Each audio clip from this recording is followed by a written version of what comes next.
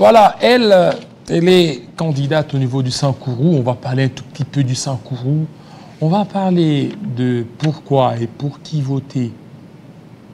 Parler aussi de beaucoup de réalités liées à l'actualité électorale. Elle, c'est Cyril Kotananga. Bienvenue.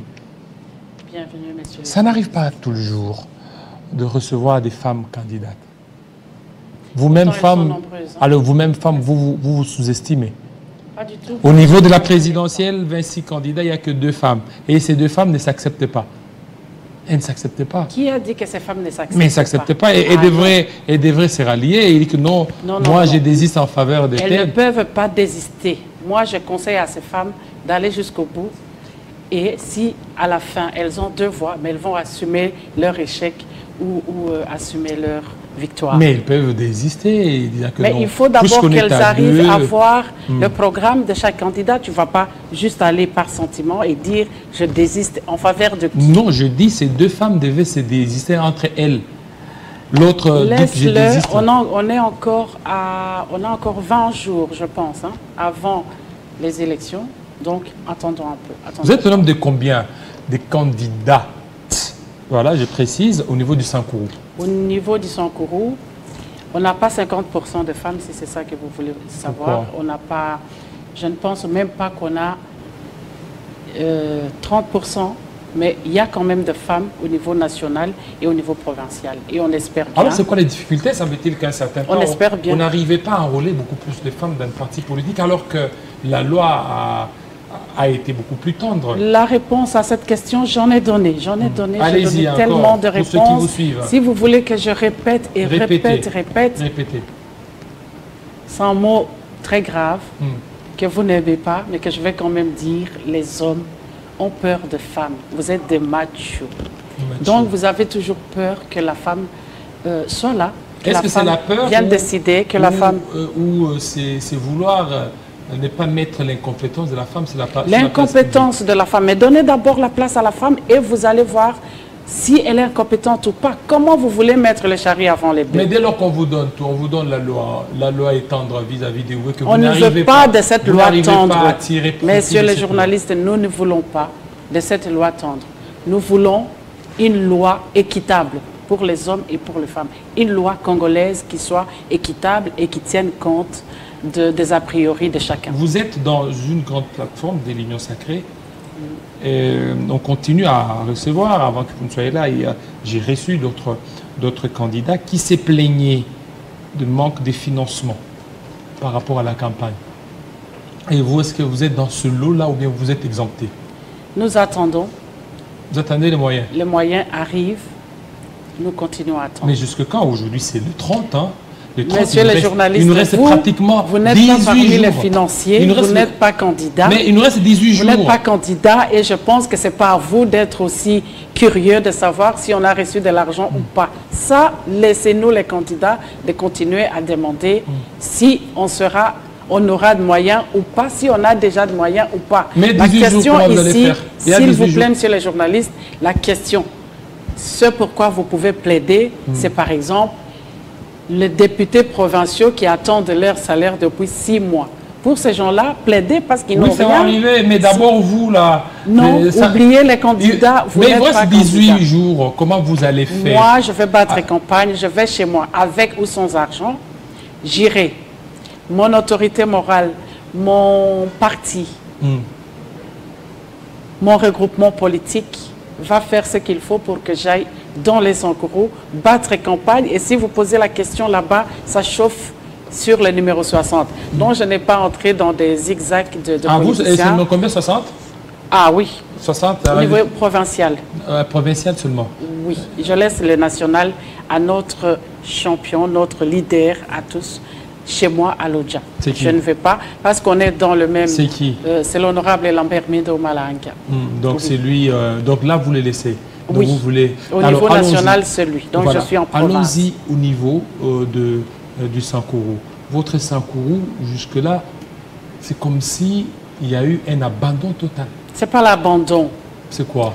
On a toujours, comment dirais-je, comment je peux appeler ça? On ne sait pas, jusque-là, je ne pense pas. C'est certain, on n'a pas su faire le bon choix. On n'a pas choisi un gouverneur qu'il faut, qui réfléchisse, qui pense à la population et qui puisse travailler pour l'intérêt commun. Qu'est-ce qu'il fait? Ce sont les gouverneurs qui travaillent pour Lambert Mende a été écarté. Déjà, certains de ses partisans disent que c'était d'une manière méchante ou injustement. Les gens ont mis Moukoumadi. Moukoumadi, celui-là, il n'a rien foutu. Il est parti. Alors, il y a un autre qui est là. C'est comme si le Sankourou est en train de vivre son propre malheur. Les Sankourou stagnent. Et je pense qu'avec ces élections, il faut que la jeunesse sankouroise se réveille parce que ce qui met à terre les Sankourou, c'est le tribalisme. Et c'est surtout les... Il y a un conflit qu'on appelle Ekondaïswe, donc conflit des savanes et forêts. Et c'est la peur de l'autre. Au lieu de nous mettre ensemble pour construire les Sankourou, chacun pour soi, on dit, nous sommes des Konda, on travaille pour nous. Les autres, nous sommes des Suez, on travaille pour nous. Et pour les gouverneurs actuels, s'il y a quelqu'un qui adore plus ses poches que la province pour laquelle elle a été élue, c'est le gouverneur Jules Lodi. Gouverneur, bonjour, mais tu nous déçois et tu fais mal. Ce que tu fais, c'est pas bon. Tu le sais, hein, tu connais ma bouche, je te l'ai dit, c'est pas bon. À un mois des élections... Qu'est-ce qu'il fait celui-là? Je conseille à tout le monde d'essayer de remettre le gouverneur à sa place. Le remettre à sa place, c'est le sanctionner par mais il n'a pas eu assez de temps. Les élections. Il n'a pas eu assez de temps. Il a eu assez de temps. En 2 mois, à 1 mois, à 3 mois, on peut faire quelque chose. Alors, vous avez voulu qu'il fasse quoi? Parce que quand il est arrivé, il a commencé par lui demander. Il a hérité du gouvernement de Moukoumadi. Commencé par demander rien du tout. Où passe l'argent du Sankourou, de la province. Les chefs de secteur, depuis 6 mois, depuis que l'honorable Benoît Oulamba a été déchu, cet argent-là va où? Ils ne sont pas payés. Les chefs de l'État, bientôt, il va au Sankourou, le 11, il paraît. Le 11 décembre. Il va au Sankourou. On voit les bilans, il y a des écoles, il y a des hôpitaux. Il y a un bilan là, au niveau de Sankourou? Non. Vous m'avez posé la question, laissez-moi vous répondre. Oui, je vous laisse. Il y a des bilans du chef de l'État partout. On parle de ce qu'il a fait avec les 145 territoires. Chez moi, dans les Sankourou, je regarde ces caméras aujourd'hui devant vous, devant les Congolais. Et je dis que dans les Sankourou, il n'y a rien. Rien du tout, zéro. On a 2 bus qui viennent d'arriver. Et ces 2 bus sont toujours au port parce que c'est arrivé à Lusam. Mais ça ne peut pas arriver à Lodja parce qu'il n'y a pas de route pour ce genre de bus. Et ce matin, on me disait, ce n'est pas le bus offert par le chef de l'État, c'est le bus de Transco qui a envoyé parce qu'il voulait essayer et voir si dans les Sankourou, ça ne va pas, ça peut marcher. Ça ne peut pas marcher parce qu'on n'a pas de route. 2 bus sont arrivés là. Il n'y a aucune infrastructure. Non. Il n'y a pas longtemps, on vient de faire les lancements de travaux. Les routes, on a commencé. Mais là, c'est parce qu'il y a une entreprise privée qui a eu ce marché, c'est Iris Africa, qui est combattu par le gouverneur. Mais au moins Jules. Lui, oh oui, le gouverneur Jules, la poche est plus grande que... Alors, vous ne voyez pas qu'avec ces bilans maigres, vous risquez de subir un vote sanction? Non. Qui va subir les sanctions? Non, c'est l'union sacrée. Et vous qui êtes on a encore un mois. On a encore à 1 mois. Moi, je pense qu'on peut rappeler au gouverneur... Vous allez faire quoi? Un mois, si vous n'avez rien fait durant les 5 ans, non, 1 mois. Ne me dites pas, s'il vous plaît, que nous n'avons rien fait. Au niveau du Sankourou? Ça a été. Les contrôles, oui. Manque de contrôle, il y a. Parce que, par exemple, il n'y a pas longtemps, Madame Nyakeru qui avait envoyé les médecins, qui avait envoyé de pagnes pour les femmes au niveau du Sankourou, qui a envoyé les médecins pour opérer gratuitement, qui a demandé les mesures de grâce pour les prisonniers du Sankourou. Et on a donné ça à une dame, Madame Cécile Edungu. Et quand cette femme est allée, Là, elle ne parle que d'elle. Il n'y a rien au nom du chef de l'État ou au nom de la première dame. Alors demandez-moi, si moi je vais aujourd'hui dans les Sankourou, est-ce que je vais parler de ce que je ne sais pas ou je peux parler juste de ce que je sais. Et de ce que je sais, c'est que je sais qu'il y a des gens qui ont reçu l'argent, qui ont reçu des marchés, qui devaient travailler pour qu'on ait ne serait-ce qu'un ébauche d'un bilan de ces 5 ans pour les Sankourou, mais ça n'a été que grandeur et décadence. On a eu de gros mots, de gros projets, mais sur le terrain, demander au gouverneur, peut-être que nous ne savons pas où les écoles ont été construites et où les hôpitaux ont été rénovés. Alors, le programme PDL 145, est-ce que ça se vit au niveau du Sankourou? Mais c'est de ça dont je parle ici. Le programme, oui, l'argent a été versé par l'État. L'État congolais a financé, mais au Sankourou, allait demander au gouverneur Jules Lodi, il sait où il a construit des écoles. Ah oui, IGF alors. Parce qu'il a passé le peu de temps qui lui a été accordé à parler de projets de BCI. BCI, c'est un projet des Américains qui sont venus pour les bonobos. Pourtant, ils sont là avec l'histoire de Carbone 14. Et cette histoire a bousillé 1 an dans les Sankourou. L'Assemblée provinciale, depuis 6 mois, on n'a même pas siégé. Parce que pour les gouverneurs, c'est les chasses à l'homme, la seule chose qu'ils voudraient bien défendre, c'est qu'on les laisse les champs libres pour aller exploiter la forêt des Aramba. La forêt des Aramba, c'est la forêt qui nourrit tous les Sankourou en gibier. Si aujourd'hui, il amène les Américains à exploiter cette forêt avec un contrat sur 100%, où les Américains bénéficient de 70% et la nation congolaise de 30%, dis-moi où est le sérieux d'un homme d'État? Où est le sérieux? Alors maintenant, le Sankourou tel qu'il est là aujourd'hui, est-ce que vous pensez ou vous croyez, une fois que vous serez élu, parce que regardez déjà 6 mois que l'Assemblée provinciale ne se réunit pas, parce que le gouverneur ne veut pas, le gouverneur ne veut pas être contrôlé.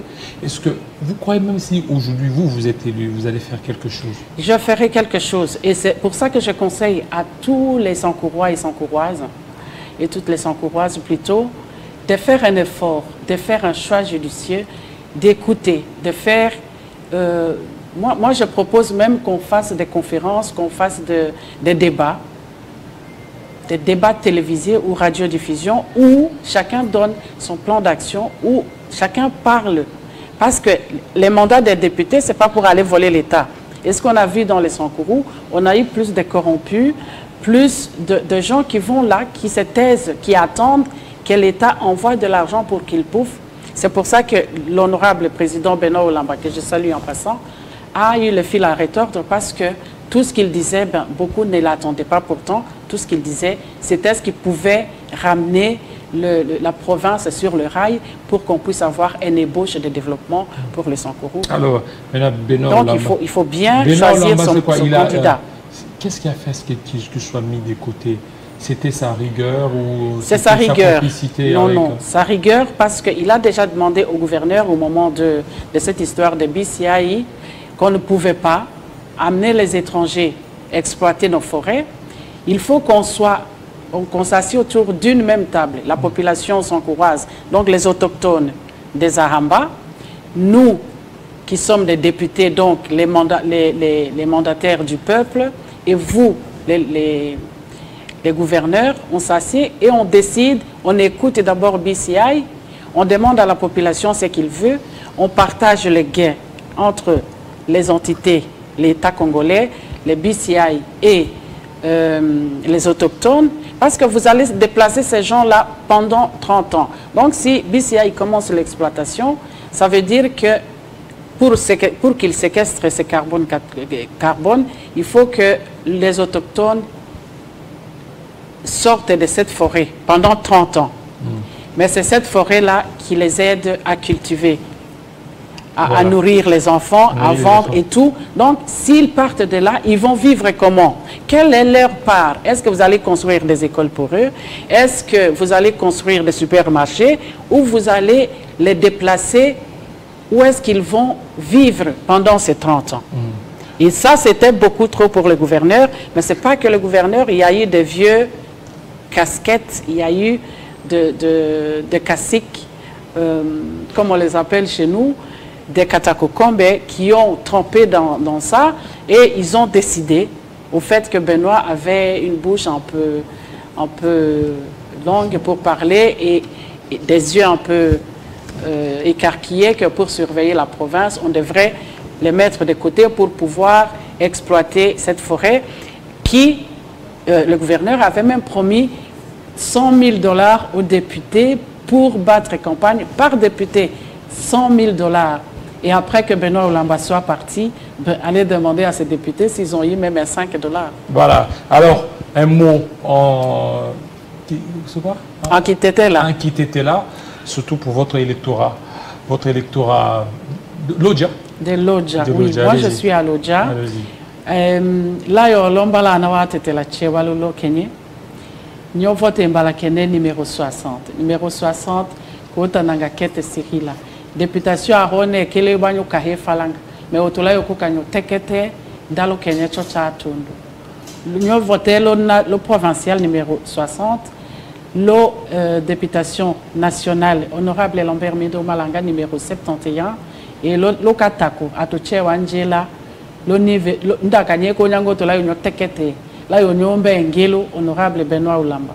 Le provincial numéro 39 et le niveau national numéro 21. Moyole Nuchela. Merci, Moyole Nuchela.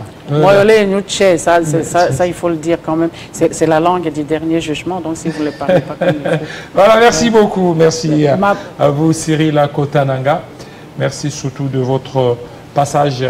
Merci à vous, fidèles téléspectateurs, vous tous qui êtes au niveau de Sankourou, Lodja, Katakokombe, Nkole. Nous sommes des cœurs avec vous.